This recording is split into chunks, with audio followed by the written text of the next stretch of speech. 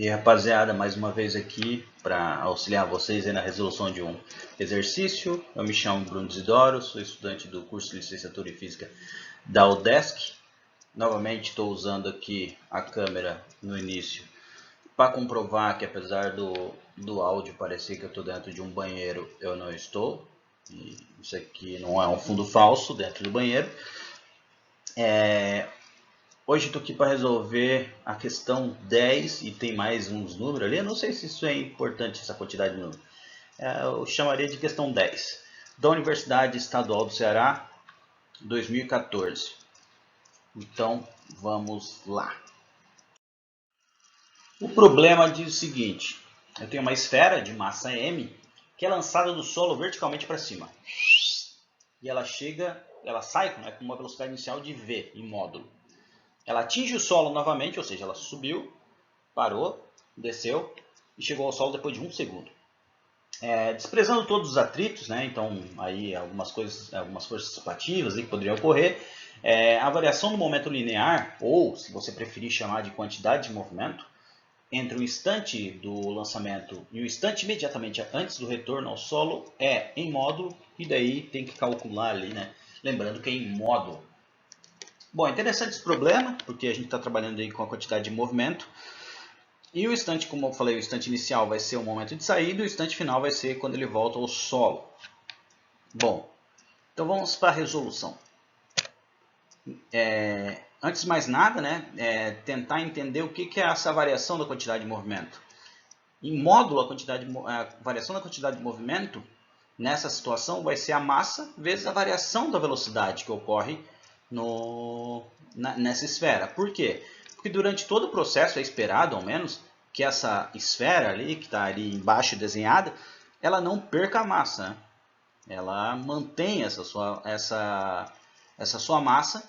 Então, consequentemente, se eu tenho uma variação da quantidade de movimento, e a quantidade de movimento depende da massa e da velocidade do corpo, se eu tenho uma variação dessa quantidade de movimento, consequentemente eu tenho uma variação da velocidade dela, e não nesse caso, né, nesse caso específico em que a massa se mantém, a massa é constante.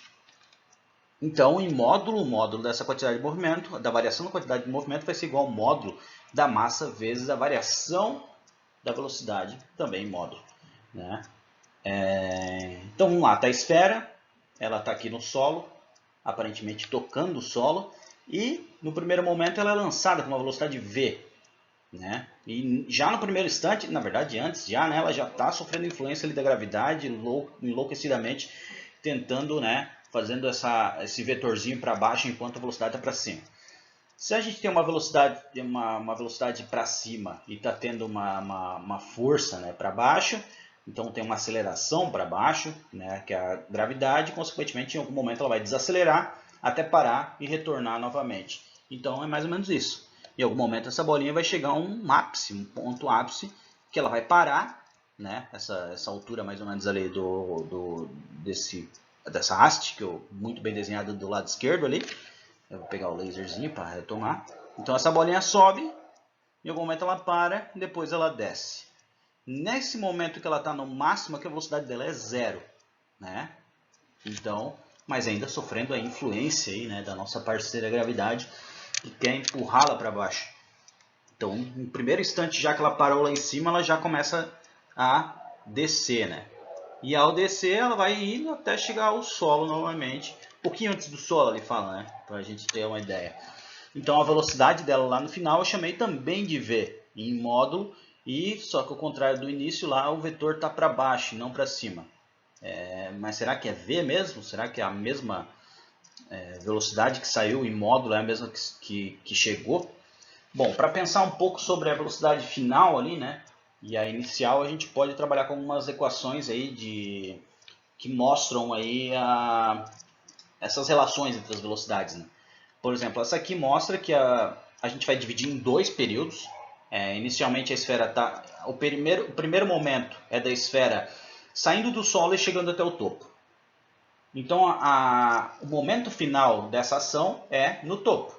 Então eu tenho que a velocidade final de subida vai ser igual à velocidade inicial, e eu chamei a velocidade inicial de todo o processo. Pode ser velocidade inicial de subida, mas Velocidade inicial de subida é a velocidade inicial de todo o processo, né? É menos 2 vezes a gravidade vezes a variação ali da distância, né? Essa distância, né? A variação ali dessa medida. A gente já viu que a velocidade final na subida é 0. E essa distância ali eu vou chamar de h, que é a altura. Então, se ela começou no 0 e eu estou colocando para cima como positivo, vai ser, e essa medida aqui, né, for h, então vai ficar h menos 0, então vai ficar, o resultado é h. Resolvendo essa questão aqui, a gente chega que a velocidade inicial é mais ou menos, e é importante esse mais ou menos, porque isso tem a ver com o vetor, mais ou menos a raiz de 2 vezes gh. Agora, a partir do momento que desceu, o momento inicial da descida vai ser lá no topo até chegar ao chão. Então, o momento inicial é no topo, o momento final é no chão. Então, a velocidade final é que chega, então também vai ser a velocidade final de todo esse processo, é igual à velocidade inicial de descida ao quadrado, menos 2g, também essa variação ali de y, né? Que é a altura também. Então, novamente aqui agora, a velocidade inicial de descida, lembrando, se ela está lá no topo, ela sai com uma velocidade de 0. E aqui o ΔY, ó, pensa, a final agora é 0. A inicial é h, então final menos h, menos h. O resultado fica menos h. Então, resolvendo novamente essa questão aqui, a gente chega que a velocidade final é igual a mais ou menos raiz de 2 de h. Ah, Bruno, então fechou. Velocidade final é igual à velocidade inicial. Bom, veja que aqui a gente tem o sinal de mais e menos e que também tem o sinal de mais e menos. E aí a gente precisa fazer uma interpretação vetorial.